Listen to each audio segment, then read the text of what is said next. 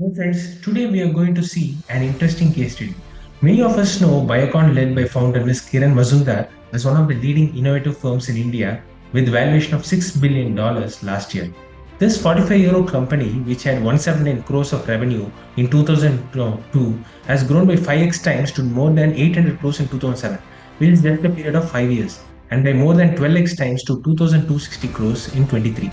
The amazing thing is this innovative company was started from a garage by billionaire Ms. Kiran Mazumdar and scaled successfully because of key strengths such as firstly having a long-term vision, second is profitable partnerships with global MNCs like Unilever, and thirdly by having a strong founding team who stayed for more than a decade to steer and do what it takes to reach company's goals.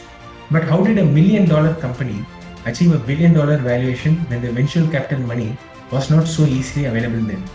How did the company's revenue scale up to 12x in next 20 years while it grew to less than 200 crores in the first 20 years?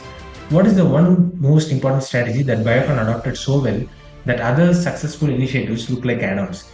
Before we look at the answer, I request you to take a moment and subscribe my YouTube channel. Now going back to the question, the answer lies in the important meeting that Biocon founder had with other colleagues in 1996. The meeting was very important for the business because in that same meeting, Biocon team discussed of shifting their focus from enzyme business and aligning their vision to biopharmaceutical business. So friends, this is one of the most important reasons for a sky-high revenue and valuation growth of Biocon.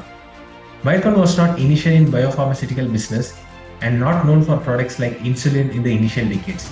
Biocon started in the enzyme business in 1978 where they manufactured and exported a plant enzyme, papain, made from papaya plant, which was key product for brewing industry. For nearly 3 decades, they grew the enzyme business by focusing on three important factors. Firstly, they had a great focus on developing research and development facility. Secondly, they invested in infrastructure and developed manufacturing operations for enzymes.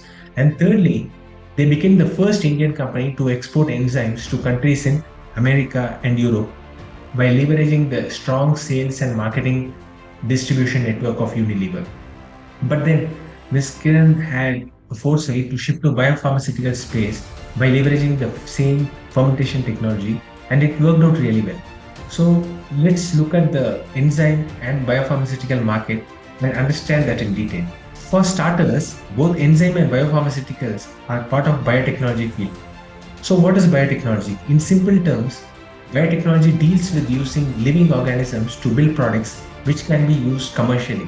Let's say the living organisms such as bacteria, fungi and yeast undergo fermentation process with a special nutrient, they produce enzymes. These enzymes act as catalysts and speeds up chemical reactions. These enzymes have wide commercial applications and are very useful for industrial process such as baking, brewing, detergents, fermented products, and other applications. Now, friends, we have seen about enzymes. Let's look at what are biopharmaceuticals, the industry to which Biocon carefully shifted its direction. Biopharmaceuticals refers to the complex medicine that are made from living cells or organisms using similar processes such as fermentation. They are actually large molecules which are hundreds of times larger than chemically synthesized drugs. To give an example, chemically synthesized small molecule drug such as aspirin has 21 atoms, whereas a biopharmaceutical drug API might contain 2000 to 25,000 atoms. Having seen the definition, now let's look at why biopharmaceutical industry is financially attractive. The global biopharmaceutical market size is $230 billion in 2023 compared to just $7.4 billion of industrial enzymes market. These numbers themselves show that biopharma market is at least 30 times bigger. Also based on the forecast to the year 2030, biopharmaceutical market is expected to grow at a rapid pace of more than 8% compound annual growth rate compared to just 5 to 7% in case of enzymes. Secondly, biopharmaceuticals have potential to treat chronic diseases such as diabetes, cancer, arthritis, and others. These diseases are chronic in the sense the patient needs to take the drugs for a very long period. We can say their lifetime. So if the pharma company's drug is approved and sold in the market, the recurring revenue the company makes from a patient consuming the drug on regular basis is huge compared to other type of medicines for treating non-chronic conditions. Also, globally, the chronic diseases are increasing, and this leads to huge revenue potential for biopharma companies. When we take Biocon, for example, they are well known for producing and selling drugs for chronic diseases like insulin, cancer, arthritis in developed and emerging markets. Thirdly, Biocon has adopted a unique strategy of production and commercialization, which is inspired by social entrepreneur Mohammed Yunus. This genius strategy differentiates Biocon from other major global pharma companies who sell drugs at high value to customers. Biocon instead decided to sell products at low value to make it affordable to poor patients in their markets, but to produce at high volume and leverage economies of scale to make profits. This has made Biocon's products popular among countries like Mexico. To re-emphasize this genius, low-value, high-volume strategy, improve attractiveness of biopharma industry for smaller players like Biocon among global giants like Novartis and Pfizer. While we have seen the strengths of biopharmaceutical industry, we must acknowledge the fact that the same industry has its own set of risks.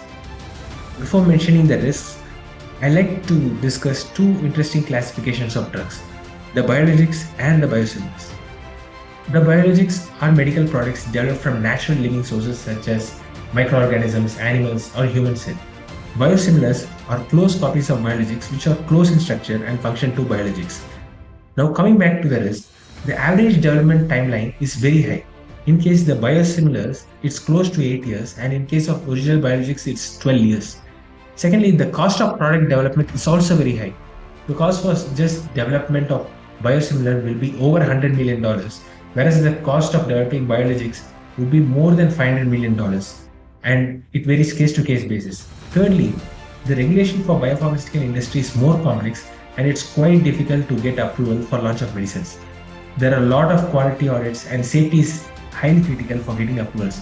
Finally, the biopharmaceutical industry appears to be more competitive compared to other industries. In summary, friends, biopharmaceutical is a high-risk industry for new players due to high research and development costs, patents, complexity of regulatory approvals involved. Also, it's risky for existing players due to patent expiry and risk of falling product demand. Due to above risks, Biocon carefully planned and executed each move strategically. Firstly, instead of shifting drastically from enzyme to biopharmaceuticals, the company took a long enough time, about a decade, to gradually shift from enzyme business to biopharma. Secondly, the founder of Biocon, Ms. Kiran, founded Syngene, a research company for the third parties in the field of molecular biology and synthetic chemistry, which was complementary to the areas of fermentation and microbial enzymes. Thirdly, Biocon transformed itself to collaborate with global pharmaceutical companies like Mylan for financial support in order to develop biosimilars. Finally, Biocon team ensured that financial systems of the organization such as cash flow, inventory management, profitability are strictly monitored and not compromised for growth. Many such successful strategic initiatives carved a successful path for Biocon to become a $6 billion company. That's it for today, guys. I have added the research material for this video in description. If you find this video interesting, please subscribe my YouTube channel and share it to your friends. Small actions like this will help to grow my YouTube channel, and I will meet you with another interesting case study in the next video. Until then, take care and bye-bye.